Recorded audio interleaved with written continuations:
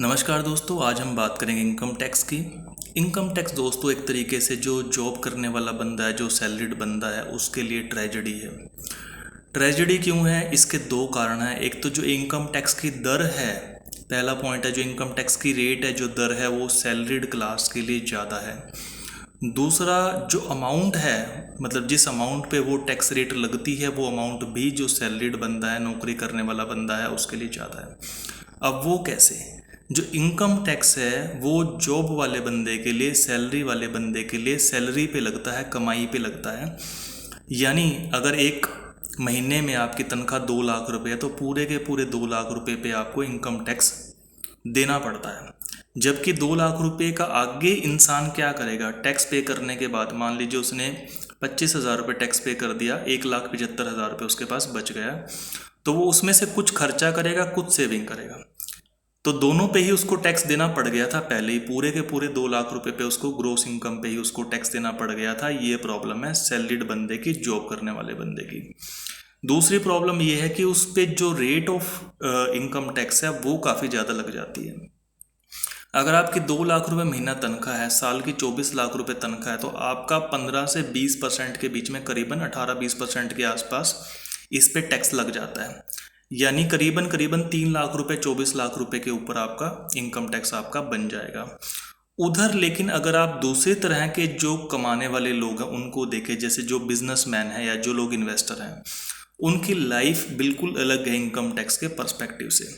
पहले बिजनेसमैन की बात करते हैं। बिजनेसमैन दोस्तों जो उसके अपने खुद के खर्चे होते हैं उसको बिजनेस के खर्चों में दिखा करके उनसे टैक्स फ्री हो जाता है। मान लीजिए आपकी कोई दुकान है, आपकी सेल हुई आज की, सपोज करो 1 महीने की वही आपकी सेल हुई 5 लाख रुपए की, तो 5 लाख रुपए में से जो आपके खर्चे होंगे, अपने पर्सनल खर्चे भी, वो बिजनेस के खर्चे में दिखा देता है, जिसकी वजह से उसको उस पैसे पे टैक्स नहीं देना पड़ता। उसका बाद में अपने बिजनेस के खर्चों के बाद में जो प्रॉफिट बचता है उस पर उसको टैक्स देना पड़ता है। वो भी तब अगर वो उसको बैंकिंग ट्रांजैक्शंस के जरिए कर रहा है। अदरवाइज कैश की डीलिंग में लोग क्या करते हैं, कितना टैक्स भरते हैं, वो हम सबको पता है। बिजनेसमैन की तो इस हिसाब से काफ़ी ज़्यादा वो रिलैक्स्ड है इनकम टैक्स के पर्सपेक्टिव से। अगर हम इन्वेस्टर को भी देखें, जो जैसे कोई शेयर मार्केट में, सेंसेक्स वगैरह में, म्यूचुअल फंड में कोई बंदा इन्वेस्ट करता है, तो उसका क्या सीन है? उसको दोस्तों long term capital gain tax जो है वो सिर्फ 10% देना पड़ेगा, चाहे उसकी कितनी भी कैपिटल गेन हो जाए। वो भी तब की बात है अगर वो उस कैपिटल गेन को रियलाइज करता है, यानी कि अगर वो अपने शेयर्स को उस साल में, उस फाइनेंशियल ईयर में बेचने का निर्णय लेता है, अपने म्यूचुअल फंड्स को बेचने का निर्णय लेता है, और उसको तब कैपिटल गेन होता है, तो वो उस पर टैक्स पे करेगा। अब ऑब्वियसली कोई भी इंसान उतना ही शेयर्स बेचेगा जितना उसे कंज्यूम करना हो, जितना उसको खर्च करना हो, अदरवाइज वो उसको क्यों बेचेगा?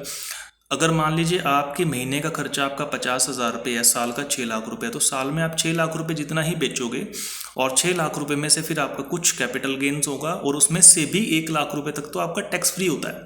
तो अफेक्टिवली आपका जो टैक्स है, मान लीजिए 6 लाख रुपये का आपने शेयर्स बेच दिए, आपका कैपिटल गेन हुआ सपोज करिए 4 लाख रुपये का, उसमें से 1 लाख रुपये टैक्स फ्री है, 3 लाख रुपये बच गया, जिसपे 10% सिर्फ 30,000 रुपये, यानी कि करीबन करीबन पूरा जितना अमाउंट आपने सेल किया था 6 लाख रुपये का, सिर्फ 30,000 रुपये आपको टैक्स पे करना पड़ा, यानी कि 5% ओनली। और सिर्फ इस, क्योंकि वो आपके सिर्फ खर्चे पे था, तो 30,000 रुपये बड़ा कम है। उधर अगर एक बंदा है जो लाख रुपए महीना कमा रहा है और 50,000 रुपये महीना वैसे खर्च रहा है, तो उसका टैक्स दोस्तों थोड़ा सा ज़्यादा आएगा कंपैरेटिवली एज कम्पेयर टू ये जो इन्वेस्टर है। और जो लोग ज़्यादा कमा रहे होते हैं, अगर आपके कैपिटल गेन काफ़ी ज़्यादा है, मान लीजिए आपका 5 करोड़ रुपए का नेटवर्थ है, आपका स्टॉक मार्केट में लगा हुआ है, आपने 15% के हिसाब से 75 लाख रुपए आपने साल के कमा लिया। अब 75 लाख रुपए को अगर आप इवन दो रियलाइज भी करते हो तो 10% आपका टैक्स बनता है। वो अगर सैलरी वाला बंदा 75 लाख रुपए कमाता है तो उसका टैक्स दोस्तों बहुत ज़्यादा होगा, 25-26% के आसपास पड़ जाएगा, उसको शायद इससे भी ज़्यादा पड़ जाएगा। लेकिन जो कैपिटल गेन वाला है बंदा है, उसके केस में सिर्फ 10% ही टैक्स रहेगा, 7.5 लाख रुपए ही उसका टैक्स रहेगा। तो टैक्सेशन दोस्तों जो सैलरीड बंदा है उसके लिए बड़ा गलत है, स्पेशली जिनकी सैलरी 15 लाख रुपए सालाना से ज़्यादा है, उनके लिए taxation system, income tax system बहुत गलत है। उनकी पूरी की पूरी इनकम पे टैक्स लगता है, और टैक्स की रेट अगर बड़े लेवल पे जाके देखे जाए, 70-75 लाख रुपए अगर आप सालाना कमा रहे हैं तो आपको 25% टैक्स देना पड़ रहा है।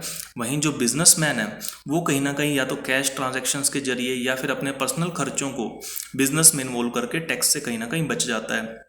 जो शेयर मार्केट में जो इन्वेस्टर है वो केवल 10% टैक्स देता है लीगली। तो ये थी दोस्तों हमारी इनकम टैक्स पे चर्चा कि किस तरीके से मिडिल क्लास के लिए इनकम टैक्स बड़ा ही जो ट्रेजेडिक कर है, इसको लेके गवर्नमेंट को भी कुछ ना कुछ सोचना चाहिए। ऐसी उम्मीद भी की जा रही है कि अभी जो 2-3 दिन के बाद बजट होगा उसमें मिडिल क्लास को कुछ राहत मिलेगी, बट डेफिनेटली ऐसी राहत तो नहीं मिलने वाली है कि आप साल में 75 लाख रुपए कमाओ और आपका ट्रीटमेंट कैपिटल गेन टैक्स के जो इन्वेस्टर्स हैं शेयर मार्केट में उनके वाले ट्रीटमेंट के जैसा सा हो। तो आपको देखना पड़ेगा कि आपको salary as a source of income पे रिलाई ज़्यादा करना है या कैपिटल गेन टैक्स का फ़ायदा उठाना, आपको कैपिटल गेन्स की तरफ जाना है, यानी कि आपको स्टॉक मार्केट्स की और इन्वेस्टमेंट की तरफ जाना है, या फिर बिजनेस आपके लिए बेटर रहेगा जहाँ तक इनकम टैक्स का सवाल है। Thank you.